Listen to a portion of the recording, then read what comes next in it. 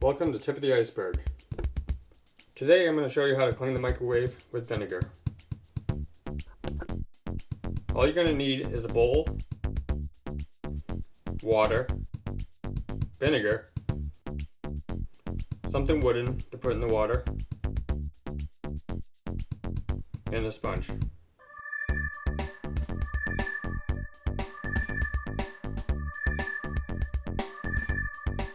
We're going to use equal parts water and vinegar. For this, we're going to have 1 cup of water and 1 cup of vinegar.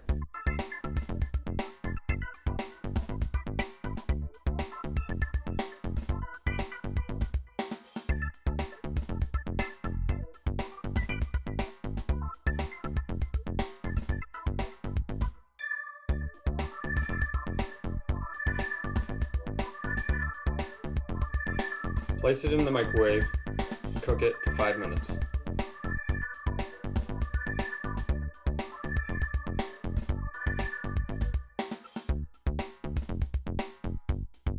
After it's done cooking, let it stand for 10 minutes to let it steam up.